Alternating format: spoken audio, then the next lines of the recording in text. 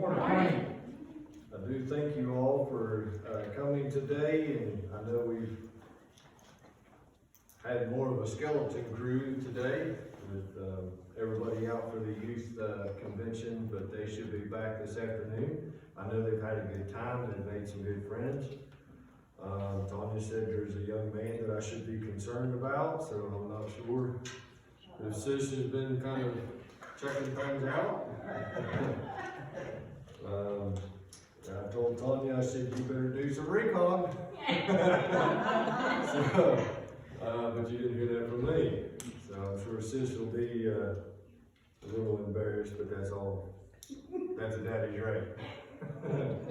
But no, it's been good. They've had a good time, and I do ask that you would remember them. The prayers are coming back, and also Brother Matt went down to see his father and the kiddos. So, but I want to thank each of you for being here. Thank you. Am I not on? I'm not on. It's red. There we go. How about that? That's better. Okay. Thank you. Thank you, Sister Carla, for helping. Yesterday, I was texting her while I was hunting and giving her my thoughts and different things, and she was going through, so I do appreciate that. I know there's thought and time into that. And this morning, I want to speak with you on achieving victory. Achieving victory. Yesterday, as I watched, once I finally got home and got dried out, because I don't know about you, but it has rained for the last 2 days. I don't know if any of you knew that. Wow. I tried hunting. I was under a tarp at one point. I was like, okay, this is ridiculous. And finally I come out of there and there's a fellow standing there. He's like, "Do you see anything?" I was like, "Nope. Nothing but raindrops." But yesterday when I got home, and I started, once I finally dried out and I got the pizza cooking and I was relaxing a little bit and I had set my notes aside, I was watching football games and there were several of them on yesterday. I got to see the last play of the West Virginia game. I really seriously thought that was going to be a botched situation. I had no faith, Brother Bill, no faith at all in that. And then I watched several others, but I think it's interesting because at the beginning of every game, the announcers will say what the coach's thoughts are as far as keys to the game, okay? So they always think about what it's going to take to win victory. And there's a concern that I have. We need to understand this morning that victory is not won, it is achieved. I think we live in a day and age of entitlement where, everybody, and sadly it's across all generations, are thinking, I'm entitled to this, I'm entitled to that. We are not entitled to our next breath without God. And if we're going to have victory in our life, if we're going to stand on the promises of God, there are some things that we have to do. Okay, some convictions. We sang about those a little while ago. The convictions. There's promises that God has set in order. And in order to be able to step into that, to step into destiny, if you will, to step in what He has preordained for us, we're going to have some things nailed down. There are keys to the game, if you will. I want to look today at Numbers chapter 13. Numbers chapter 13. Anybody ever remember a fellow by the name of Caleb? Anybody ever heard of Caleb? Now Caleb is you don't know a whole lot about him. I did a little bit of research the last few days. Numbers chapter 13. I think you might be interested as we begin to read some of this, that Caleb is not a native Israelite. I did not know that. He is not a native Israelite. He is recognized as a leader in the tribe of Judah when Moses begins to select people, but Caleb comes from the Kenizzite, who are descendants of Kenaz, Edom, in the line of Esau. So he's a foreigner in some respects. He is listed as inhabitants of Canaan in a covenant with God made with Abram. They are a native tribe of Canaan and who allied themselves to Israel. Caleb is also commended by God for his faith. He is only one of 2 Israelite adults over the age of 20 who left Egypt and lived to move into the promised land. Caleb waited 45 years to receive, which we're going to read here in just a little bit. He was also an extremely generous man. He was also not afraid of battle. He was not afraid to fight. This man named Caleb. Numbers chapter 13, verse 25. I think you all mostly know the story. Moses is getting ready to take the people into the Canaan land. They are standing there. They can pretty much see it. They know it's coming.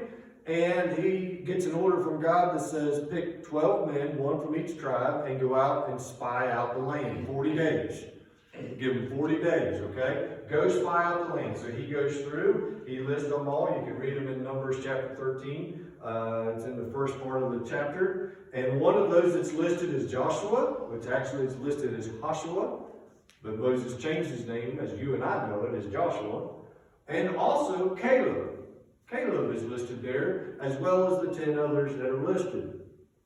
So they go, they spy out the land, they check it all out, they sample the grapes, they sample all of the wine, the foods, they check out the people, they look at the cities, and they come back and they have this report. After exploring the land for 40 days, the men returned to Moses, Aaron, and the whole community of Israel at Kadesh in the wilderness of Paran. They reported to the whole community what they had seen and showed them the fruit that they had taken from the land. This was their report to Moses. We entered the land you sent us to explore, and it is indeed bountiful country, a land flowing with milk and honey. Here is the kind of fruit it produces. But the people living there are powerful, and their towns are large and fortified. We even saw giants there, the descendants of Anak. The Amalekites live in the Jeph, and the Hittites, the Jebusites, and the Amorites live in the hill country. The Canaanites live along the coast of the Mediterranean Sea and along the Jordan Valley. But Caleb tried to quiet the people as they stood before Moses. And he says this, let's go at once to take the land. Do not delay. Let's go at once. We can certainly conquer it. But the other men who had explored the land with him disagreed. We can't go up against them. They are stronger than we are. So they spread a bad report about the land among the Israelites, and the land we traveled through and explored will devour anyone who goes to live there. All the people we saw were huge. And we saw giants there, the descendants of Anak. Next to them, we felt like grasshoppers. And that's what they thought, too. I think it's important here. This is one of the first things I want to draw your attention to. They have been given a promise. God has promised them the promised land. It's called the promised land. This is Canaan. This is your promised land. I have brought you out of Egypt. I have done all of these miracles. I have protected you from the death angel. I have protected you from the plagues. I have given you water. I have protected you at the Red Sea. I split it wide open and you crossed. I have fed you. I have taken care of you. Now it's time to possess the land, to go in and take it. Moses sends the 12 men out. They spy it out. But here's what happens. They begin to compare themselves to the people of the land. One of the great robbers of victory in our life is comparison. Comparison. It can be done in marriages. It can be done in families. Well, my kids don't act like that, or my kids are better than their kids, or whatever it might be. If you're sitting in the bleachers, my kid runs the ball better than your kid. My kid doesn't run the ball as well. My kid draws better than your kid. I don't know, whatever you want to fuss about. My car is better than yours. My car isn't as good as yours. You got brand new tires. I got 3 balls and 1 possibility. Comparison. And too often we compare ourselves, and what happens is when you begin to compare yourself, you're taking your vision from God and what He's asking you to do, and you begin looking at each other. You've shifted your focus. Caleb here figures that out right away. He's like, I'm not interested in comparison. Let's go and possess. Let's go get it. Let's go check it out. Let's go stand on these promises that God has given us that's hidden. Caleb understands the possibilities. Yes, they might be great. Yes, they might live. He's not arguing that they are living in a fortified city. He never once argues what they said. All he realizes is, I don't want to compare. I want possibilities. What can God do? They just defeated the largest emperor of the world, Pharaoh. God took them out. The largest army of that time. Egypt was the center, the hub. It was the New York City of that world, of that time. And God wiped them out. So in Caleb's mind, he's like, let's see what God can do here. That's what separates him from the others. Matter of fact, God calls it out in Numbers 14, verse 6. Two of the men who had explored the land, Joshua son of Nun and Caleb son of Jephunneh, tore their clothing as a sign of distrust. They said to the people of Israel, the land we traveled through and explored is a wonderful land. They're not denying that.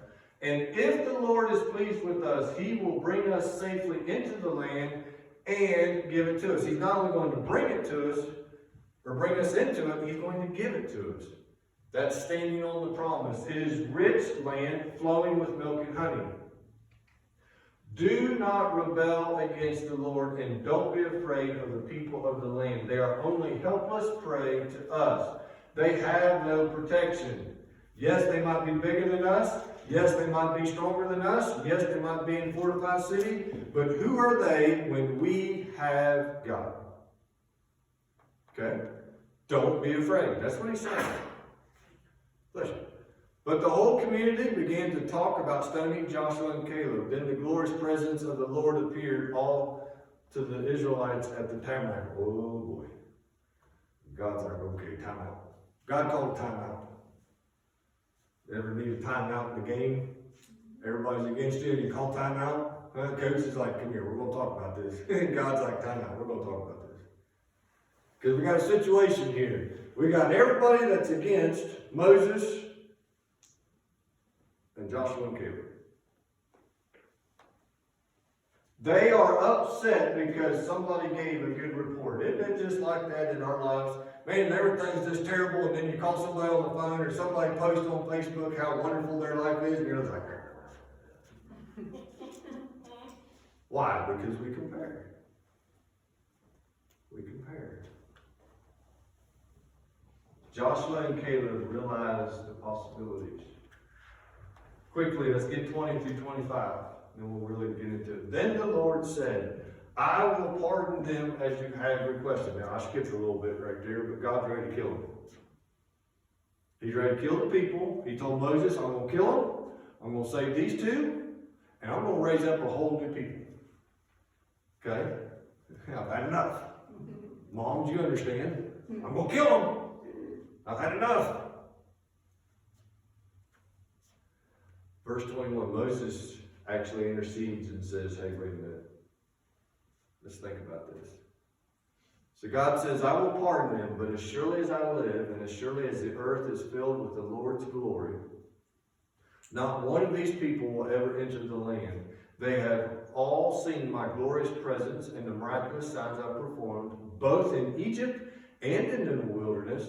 But again and again, they have tested me by refusing to listen to my voice. They've refused to accept victory, to achieve victory. They have refused to stand on the promises. They have refused to witness the miracles that I'm doing. They will never even see the land I swore to give their ancestors. None of those who have treated me with contempt will ever see it. But my servant Caleb has a different attitude. Anybody ever tell your kiddos, or maybe you was told to get an attitude check? Man, I got that a lot growing up. I think Dad had it on recording. You just push a button, get an attitude check. I could run a pretty good attitude. Thank the Lord. Every once in a while it comes back. The Lord has to work with me. The Lord. That little demon raises its voice a little bit. God says, Caleb has a different attitude. He has remained loyal to me. So I will bring him into the land he has explored. His descendants will possess their full share of the land. Everybody say full share. Full share. Did not leave anything out. No. So right here in Numbers chapter 14, God is passing a death sentence on the entire nation of Israel from the ages 20 and above. But because Caleb has a different attitude, he says, I will protect you. And not only am I going to protect you, you're going to get a full portion of blessing. That's pretty good. That's pretty good. My question is this. When God gives you a promise, when God gives you the opportunity for victory, when we begin to think of the possibilities, do you see obstacles or do you see opportunities? In Hapkido, which she takes part of and we take part of, many times our instructor will come at us and he'll, it's a practice in desensitizing us to if somebody comes up and puts their hands on you. And he said, do not look at it as a fight. It's an opportunity to practice. Didn't he say that? So what he'll do is if I went to her and I went like this to her, she grabbed my hand and next thing I know I got a broken arm. Because of what she's practiced. Because of what I've practiced. He's like, it's not an opportunity to fight, it's an opportunity to practice. Here, Caleb's is like, this is an opportunity to see what God can do. He promised the Canaan land. I've spied it out. It's awesome. It's wonderful. They got trucks and they got cars and they got all kinds of stuff. Let's go. Let's go get it. And everybody's like, no, I don't want to. If I gave you the keys to New York City and said, here you go. Well, that's probably not New York City. If I gave you the keys to whatever place you want to go and you're like, no, I don't want to. What? Why not? Caleb's like, give me the key. Watch this. Don't you dare tell Logan that. Logan will take you up lock, stock, and barrel. That boy has no fear. If you tell him strap in, we're going for a ride in a fighter jet, he'd be like, first in line, I won't go. Sign me up. Sis, now she's a little more hesitant. She's like, I don't know. But she goes, no shoes. She does that. Logan's like, yeah, man, let's go. We went by the Corvette place. That's what, Bowling Green?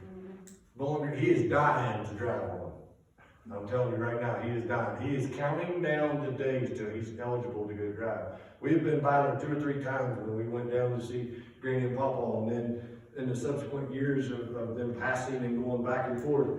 Every time we go by, he'll ask, how much longer? I'm getting to the point where I don't want to drive by Bowling Green and have to deal with the Corvette situation. Because he doesn't know that I want to drive one too. It's going to be a fight to see who gets to go first. We'll have to flip a coin. But there's a certain amount of things he has to achieve, right? He's got to achieve being able to have a license. He's got to achieve being of the right age. He's got to achieve being able to handle that much power and be behind the wheel or something like that. And I've got to find out and achieve the right insurance. Here, Caleb's like, give me the keys. Give me the keys. I've spied it out. Why? Because my insurance is in God, who has never failed the policy. Are you with me? He sees opportunity. He's like, this is fantastic. This is awesome. Come here, Giant. What do you got for me? Watch this.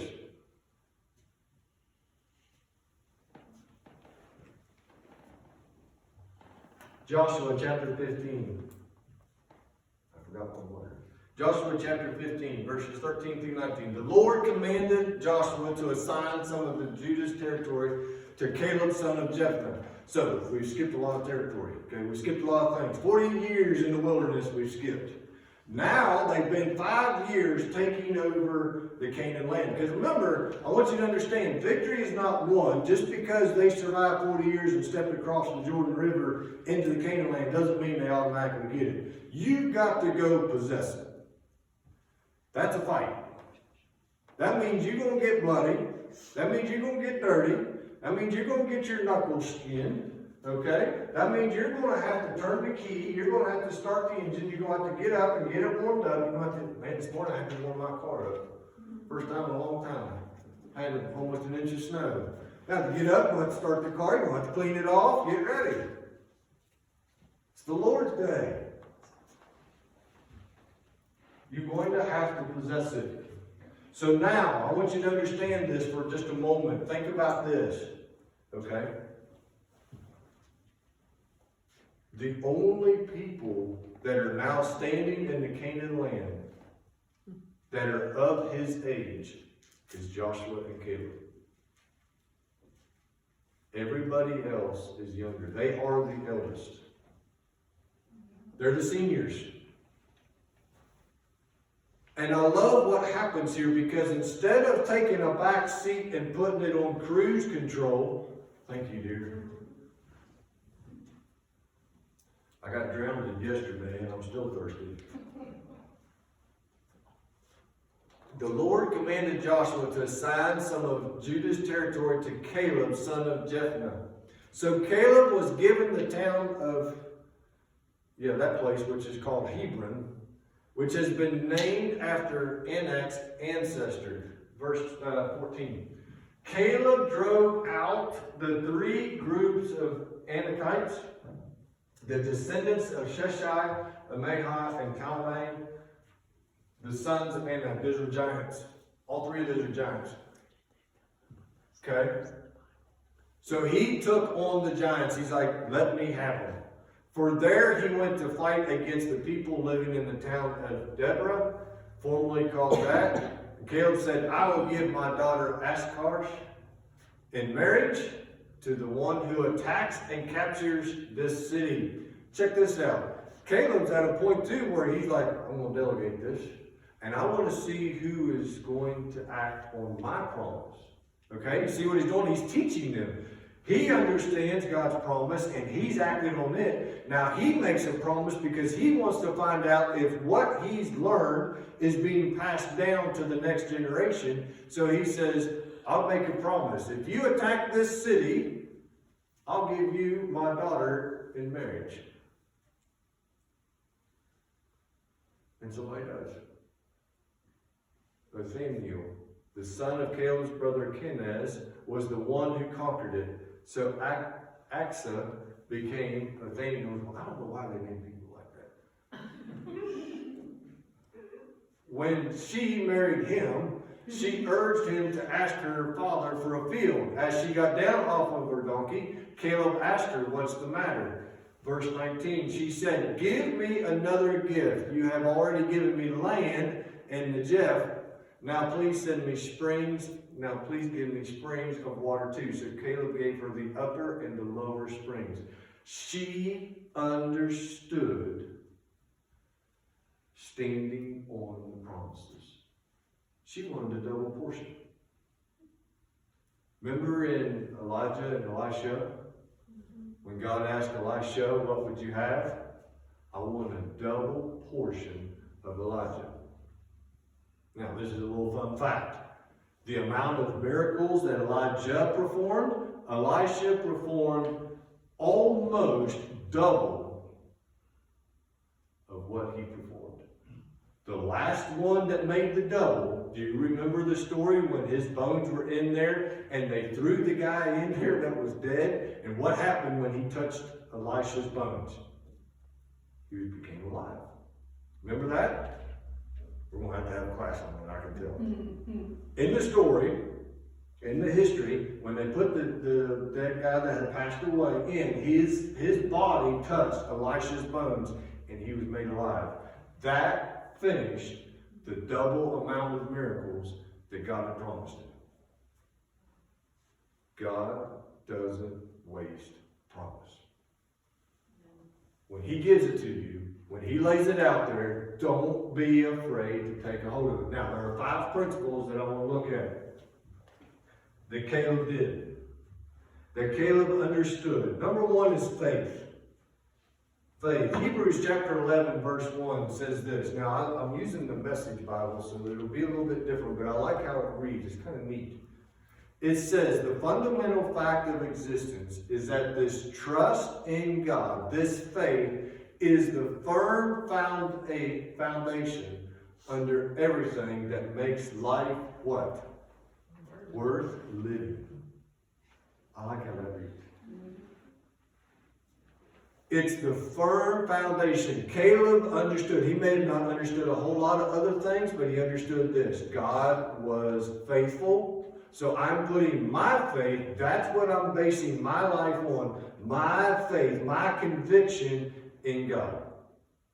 I'm going to stand. God promised it. I'm going to stand on it, and I'm going to act on it. It's our handle on what we can't see. The act of faith is what distinguished our ancestors and set them above the crowd. Remember, God said Caleb has a different attitude. He was above the crowd. Why? Because the crowd doubted. Caleb did not. 1 Thessalonians chapter 1, I really like what this says here.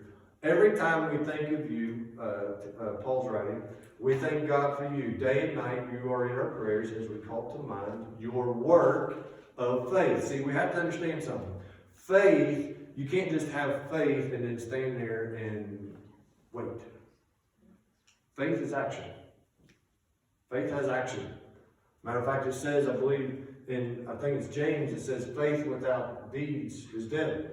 Right? Or I know it says that in the scriptures. Faith without action, faith without deeds is dead. At the same time, you can't just work, and then expect God to bless. It has to be in order for what he has. Your labor of love. So as we apply ourselves, we're working on that. Your patience of hope and following our Master, Jesus Christ. I like what it says right down at the bottom. The Holy Spirit put steel in your convictions.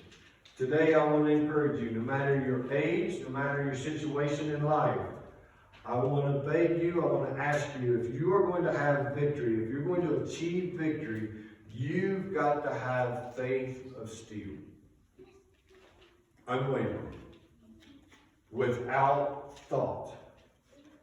Remember when Peter got out of the boat and he started walking? He had pretty good faith for a little while until what? He started comparing and looking around. He's like, I'm not very tall and that wave is huge.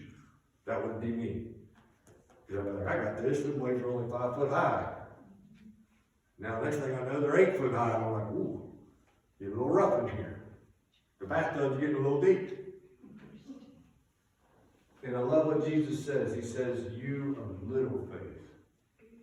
But yet in the end, Peter, when he believed in God and gave himself completely to God and put his faith in that, it says even his shadow made people be healed.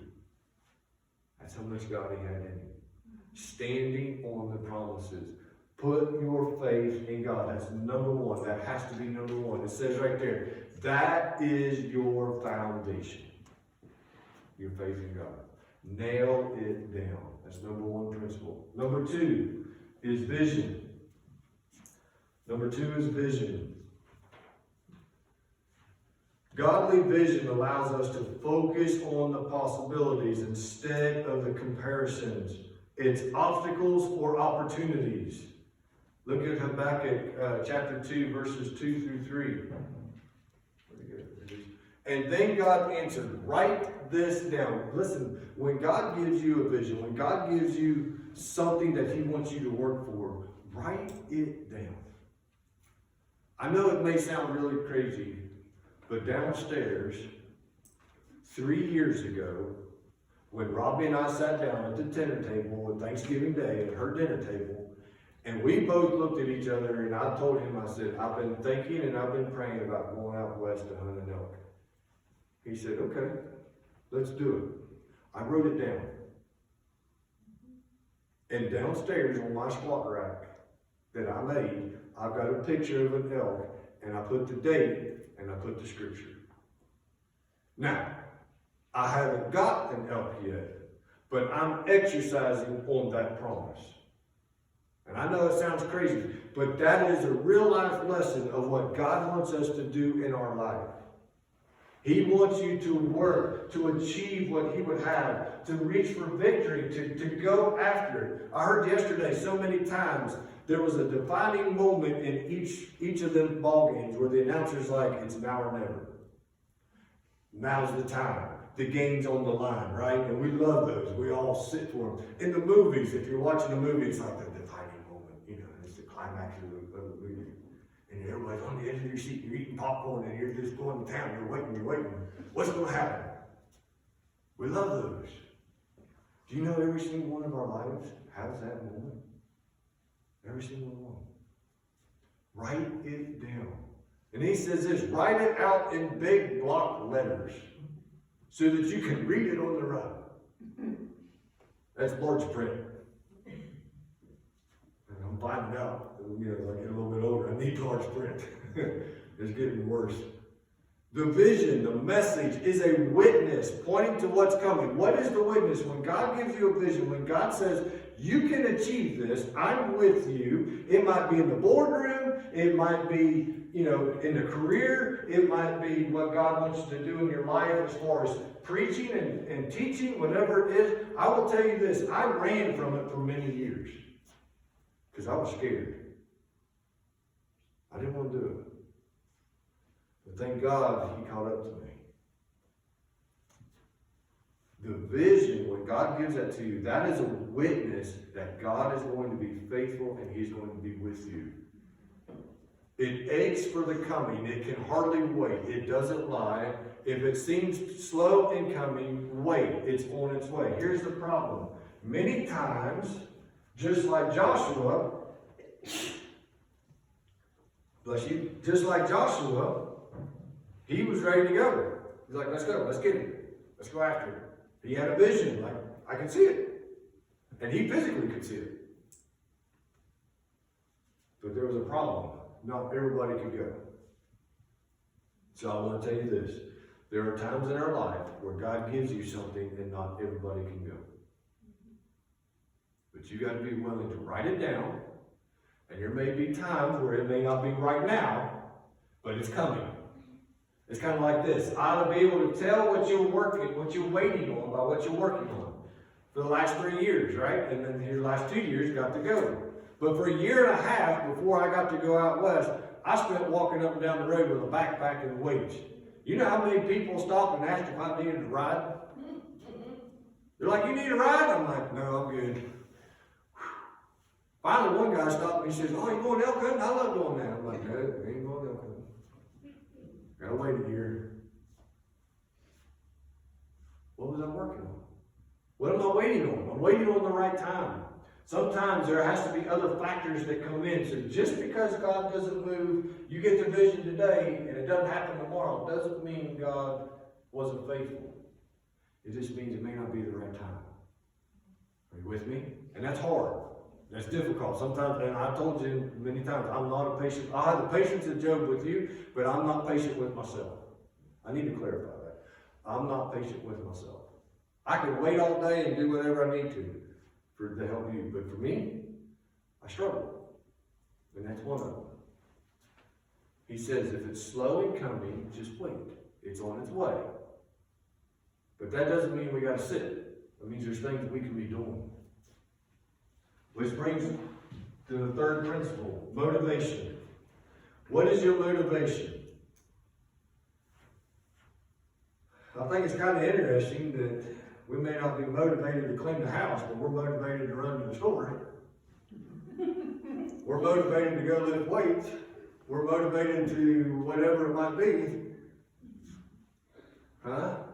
It's a nice sunny day. I'm not motivated to mow the grass. I want to go fishing.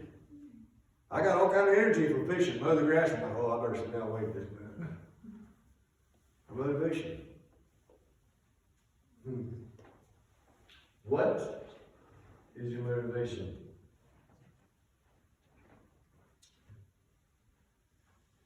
Hebrews chapter 10, verse 23 says this. So let's do it. Full of belief, confident that we're presentable inside and out. Let's keep a firm grip on what the promises that keep us going. What is the promise that keeps you going? You ever have one of those weeks where you're like, I'm just working till Friday, man? Huh? You ever have one of those? Justin's going through school now, so like, man, I'm just waiting for finals. I'm just working for finals. I gotta get done with finals. As soon as I get done with finals, life will be awesome. Maybe it's a big thing, I was talking earlier, we're working towards our belts, right? And so you're trying to train, and you're trying to work, and you're getting to a certain belt class, and there's a test that you have to do, and you got to go through it. And then it's like, whew, made it. Till the next belt, and you're like, oh man. Caleb's motivation was, I've seen it, and I believe it. And I'm going to keep working. I'm going to keep living. I'm going to keep moving. Hebrews chapter 10 says this, so let's do it, full of belief, confident that we're presentable inside and out, meaning everything in my being is now focused on what I want to do. There's no distractions. It's amazing. When somebody's motivated to do something, you can try to talk to them and they're not hearing you. I will tell you this, if we are around and Logan sees a fancy car he loves, like Lamborghinis and different things, that boy will run across traffic to go see it. He don't look right. He doesn't look them. I'm not kidding. I mean, and it's on his mind. Not too long ago, we were in Ohio, and he saw a McLaren. I saw it first, and I made the mistake of telling him about it. And I was like, Logan, there's a McLaren at a little car shop right there in town in Heath, where I grew up. And I knew they'd sell exotic cars because they did when I was a kid. And so I was looking, sure enough, I seen one, and Logan was like, Dad, turn around. We gotta go eat. The entire time we were eating, Dad, can we go? Can we go? Dad, can we go? Dad, can we go? Dad, can we go? Can we go? Can we go? Can we go? Finally, I was like, yes, we're gonna go. And I got across 4 lanes of traffic. And I don't know about you, but them Ohio drivers can't drive. I got across 4 lanes of traffic to get over there to see this car. And Logan was just in heaven. But he was motivated. He ate all his food in record time. I mean, to get him to run to the restroom and get cleaned up so we could go was like, come on, go. He's like, okay, I'm out. I don't think the water even got a chance to flush, and he was out. Woo! Let's go. If we would treat God that way, when God prompted us, how much more of a victory would we have? How many more victories would we have in our life? When God motivates us, when He's like, hey, I got this for you, will you come get it? If we really focus on that, would our motivation bring us more victory? Number 4, perseverance. James chapter 1, verses 2 through 4 says this, consider a sheer gift, friends, who tests and challenges come at you from all sides. You know that under pressure, your faith life is forced into the open and shows its true colors. Now, what does that look like? Here's what that looks like. Caleb, when they made the decision that they didn't believe him, and God passed judgment, right? He said, I'm going to kill all of you, but you too, including Moses and Aaron. You two's the only ones. Now, here's the deal. For the next 40 years, because he said it, and we didn't read it, we didn't have time, but God said, for every day that you spied out the land, you're going to pay for a year in the wilderness. That's how we serve a God of multiplication and division. The Hebrew boys, remember when they were being tested? They were tested for 10 days. They were found to be 10 times smarter. God works in multiplication. So he says 40 days, okay, 40 years. Caleb, for 40 years, didn't go sit at Wendy's and wait for the promised land at the exit for Canaan. He walked with them every single day. He dealt with the lack of water the way they did. He walked with, and he dealt with the lack of food. He dealt with the enemies. He dealt with the snakes. Remember that? When the snakes came in and they had to put a snake, Moses put a snake on a snake in the stick. Let's go that route. And he put it up, remember that? And everybody had to turn and look. Caleb was there. Caleb was there when God brought the Ten Commandments. Caleb was there when they were dealing and people, his loved ones, were passing away.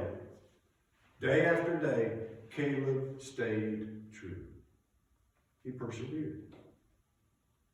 And there's going to be times in our life when God gives us victory. He says it's there for the taking. He's got promises. I'm going to fulfill you. I'm going to sustain you. This one may fall away. This one may quit. This one may not believe. This one may die. This one may move away. This one will reject you. But if you stay faithful, I will fulfill the promise. You got to persevere. Let it do its work so you can become mature and well-developed, not deficient in any way. How does this play out? Remember when Caleb, once he gets to the hill country, he then looks at the city and says, I'll tell you what, God gave me this, I'll give you this if you go conquer that. He stood on the promise. He's learned how to do that from God. He's become mature in his mindset. Last one is this, commitment.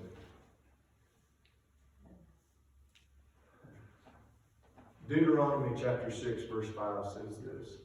Love God, your God, with all of your whole heart. Love him with all that is in you. Love him with all you've got. Here's the deal.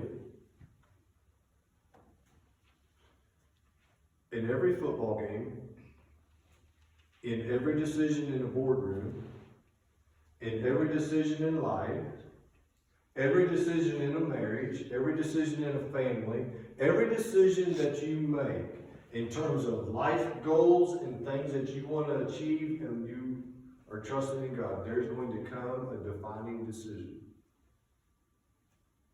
There's going to come a time where you are going to have to decide, do I believe and step out, or do I just say, no, I'm going with the flow?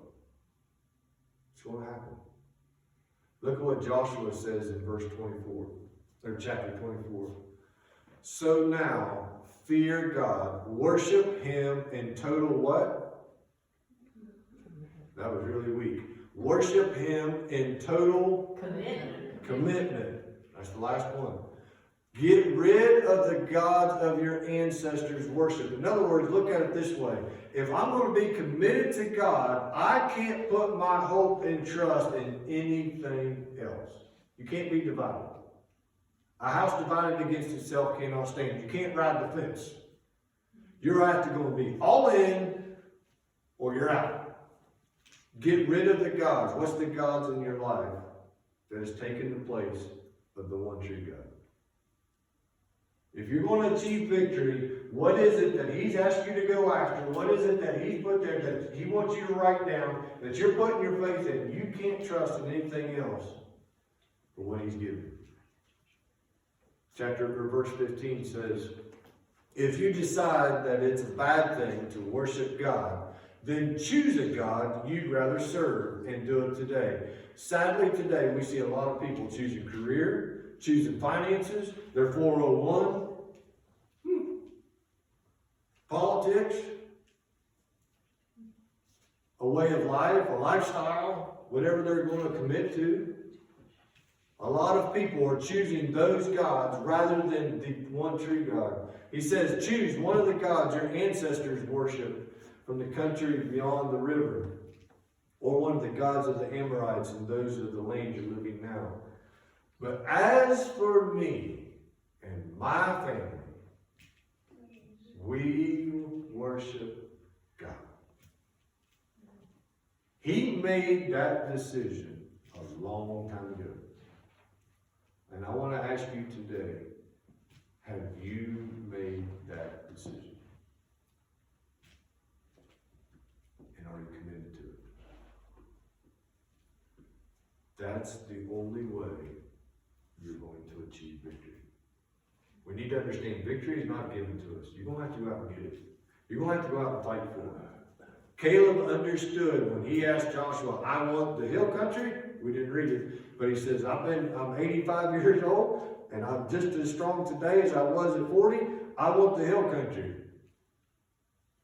That didn't mean all them giants moved out. They all didn't have U-Hauls and were headed south. Yeah, it didn't happen. That meant every day he drew his sword and he's like, let's go. Because I believe God's going to give it to us. He was committed all the way. Joshua was the same way. Joshua was looking at him like, you got it, buddy? Yep, let's go. We're going side by side. So I want to encourage you this morning as we get ready to close. And take just a few minutes. I'll have to play a song just for a few minutes to thank and pray. What is it that God has showed you? And sometimes it's like this. What is the devil fighting you so hard for? Think about it that way. Sometimes the devil will fight because he knows God has a promise for you. He has a promise for your life that he wants you to step into. And Satan does not want you to be victorious. He does not want you to get that. He did not want the Israelites to make it to Canaan land, but God's like, I'm going to take them across. And I might only have 2 people to do it, but I'm going to take them across. And he did. Are you faithful? Do you have a vision? Are you motivated?